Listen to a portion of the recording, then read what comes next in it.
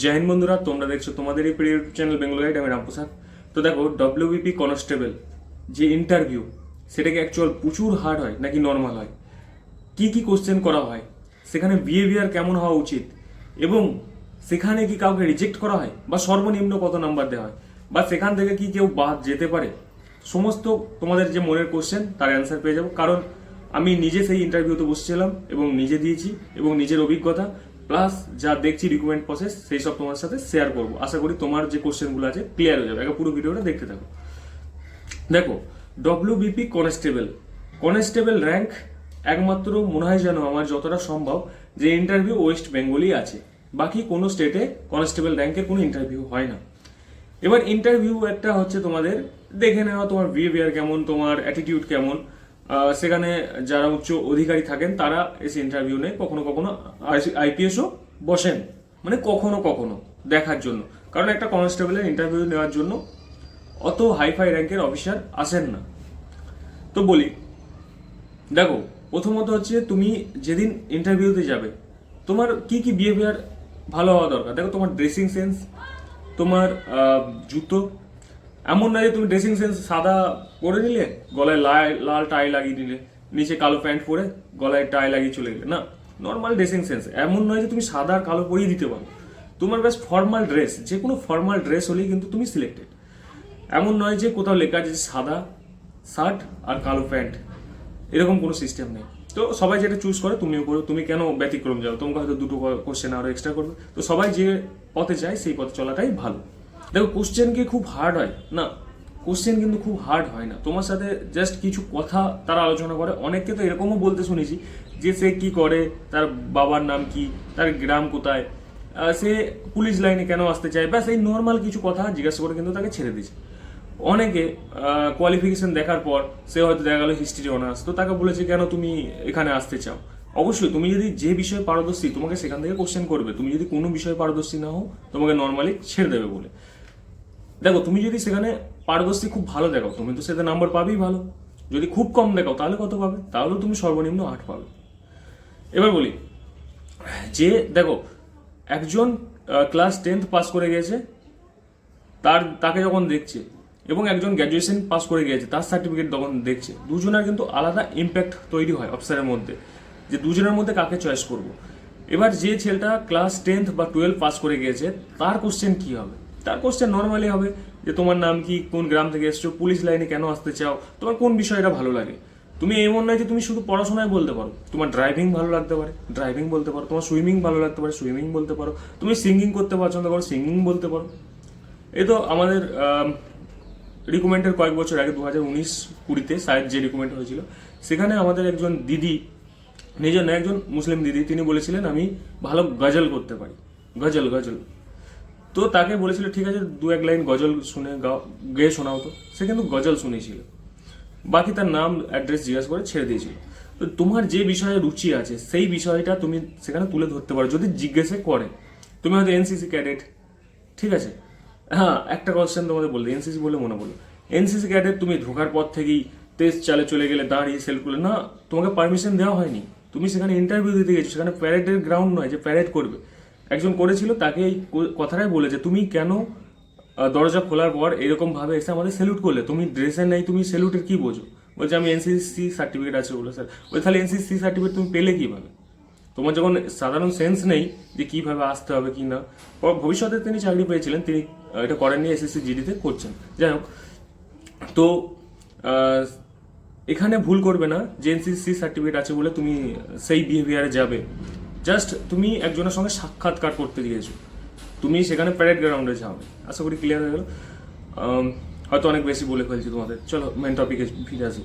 তো দেখো, ইন্টারভিউতে কিছু নর্মালি জিজ্ঞাসা করা হয়, তোমার অ্যাটিটিউড দেখা হয়, তোমার হেয়ার স্টাইল দেখা হয়, তুমি সেভ করে যাবে সেদিন, অবশ্যই ক্লিন সেভ করে যাবে। যারা মুসলিম তারা যদি না করো সেভ, তারা মোটামুটি যেমন তোমাদের দেখতে ভালো লাগে সেরকম করে যাবে। এমন না যে পুরো চেঁচে চুলে চলে গেলে। ব্যাস নর্মালি তোমাকে তোমার ধর্ম সম্বন্ধিত কোশ্চেন করতে পারে, যেহেতু নিজের ধর্ম সম্বন্ধে একটু জ্ঞান রেখো যদি তুমি ওইভাবে ড্রেসিং সেন্স করে যাও, কারণ তারা অনেক জানে। অনেক কোশ্চেন কি কি করা হয়, দেখো, কোশ্চেন তুমি যাওয়ার পরেই যতক্ষণ না তোমাকে অফার করবে বসো, ততক্ষণ তুমি কিন্তু বসবে না।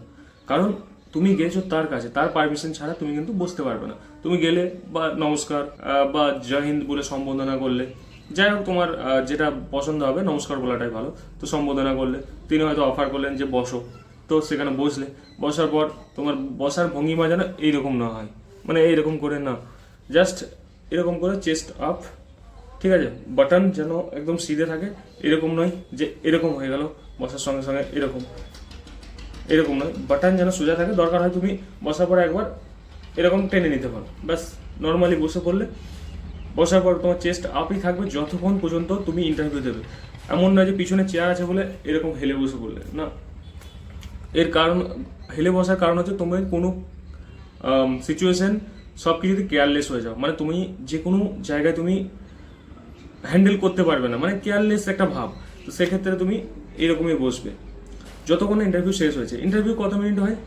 খুব মুশকিলভাবে 4 থেকে 5 মিনিট, মুশকিলভাবে, তার থেকে কমই ছেড়ে দেন, কারণ অনেকজনকে ইন্টারভিউ নিতে হয় কনস্টেবলে।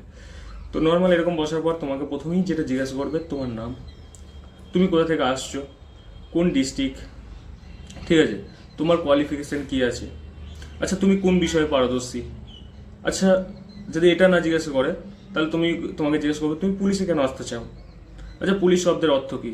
আচ্ছা মনে করো পুলিশ কোথাও ঘুষ নিচ্ছে, তুমি সেখানে দাঁড়িয়ে আছো, তুমি দেখছো ভুল কাজ, তো তুমি কি করবে। দেখো এখানে কিন্তু তুমি তোমার দিমাগ লাগাবে না, কারণ তুমি গিয়েছো অ্যাজ এ কনস্টেবলের ইন্টারভিউ দিতে। কনস্টেবল, তোমার পাওয়ার নেই যে তুমি অধিকারীকে আঙুল দেখো বা সাজেস্ট করো। তুমি তখন কি বলবে? হয়তো তোমাকে কোশ্চেন করলো, এরকম কোশ্চেন করে 100% করে, আমি কোনো ভুল বলছি না। যারা ইন্টারভিউ দিয়েছে তাদেরকে জিজ্ঞাসা করো যে হয়তো দেখা গেলো তুমি অন ডিউটি আছো, সেখানে তোমার অধিকারী ঘুষ নিচ্ছে, তুমি সেটা দেখছো, তো তুমি কি করবে এখানে? তুমি বলবে যে স্যার সেই টাইমে আমি যদি কিছু না করতে পারি, পরবর্তীকালে আমি আমার ঊর্ধ্বতন কর্তৃপক্ষকে প্রুফ সমেত দেখাবো যে স্যার এরকম মিসবিহেভিয়ার বা খারাপ কাজ সমাজের সাথে আমার অফিসার করেন। তুমি কিন্তু যখন ঘুষ দিচ্ছে তখন তুমি বিদ্রোহ করতে পারো না, কারণ তুমি আছো তোমার সিনিয়রের আন্ডারে, সিনিয়র যেটা বলবে সেটা তোমাকে শুনে চলতে হবে, ঠিক আছে। দ্বিতীয় হচ্ছে আমাকে যেটা কোশ্চেন করেছিল আমি সেটা বলছি, যে মনে করো তুমি একটা থানায় পোস্টেড আছো, সেখানে একজন বীর জওয়ান শহীদ হয়েছেন, তো তোমাকে পাঠানো হয়েছে তোমার তার ফ্যামিলিতে এই খবরটা দেওয়ার জন্য। তো তুমি সেই সিচুয়েশানটা কীভাবে হ্যান্ডেল করবে এবং কিভাবে খবরটা দেবে। তো যাই হোক সেটা আমি আমার মতো অ্যান্সার দিয়েছিলাম, ওনারাও স্যাটিসফাইড হয়েছিলেন। তো এরকম কোশ্চেন করে। এবার ব্যাপার হচ্ছে তুমি হয়তো দেখা গেলো হিস্ট্রিতে অনার্স, তার মানে তুমি হিস্ট্রিতে পারদর্শী, তবেই কিন্তু তুমি হিস্ট্রিতে অনার্স করেছো, বাংলায় অনার্স, তো বাংলায় পারদর্শী। যখন তুমি বলবে যে আমি স্যার হিস্ট্রি অনার্স করেছি বা দেখবে, তখন তোমাকে ইতিহাস সম্বন্ধিত কোশ্চেন করবে, আর সেইগুলো জবাব তোমার কাছে থাকা উচিত। এমন না যে সবাই সব কিছু পারে, হয়তো তোমার কাছে সেই জবাব নেই, তখন তুমি কি করবে? বা যে কোনো বিষয়ে তোমাকে কোশ্চেন করলো, তুমি সেটার অ্যান্সার জানো না, তো তখন কি বলবে? স্যার এটা স্যার জানা নেই। না স্যার, কোশ্চেনটা তোমার পোলাইটলি হওয়া উচিত অ্যান্সারটা, যে স্যার এটা আমার এই মুহূর্তে মনে পড়ছে না, বা তুমি যদি অ্যাকচুয়াল জানোই না, তো সেই ক্ষেত্রে তুমি বলবে স্যার এটা আমার জানা নেই, বাস। এমন না যে স্যার এটা আমি জানি না, এরকম নয়, পোলাইটলি অ্যান্সার দাও, ঠিক আছে। আর ইন্টারভিউ নিয়ে কোনো চাপ নেই, তোমাদের আবার বলছি কোনো চাপ নেই। এভারেজ নাম্বার সবারই একটা করে থাকে, তার মধ্যে যে ভালো পারফরমেন্স করে, যার অনেক স্কোর কম আছে, তাকে তুমি সে একটু বেশি করে খাটো, বাকি যার স্কোর বেশি আছে সে নর্মালি 8-10 তোমরা পেয়ে যাবে।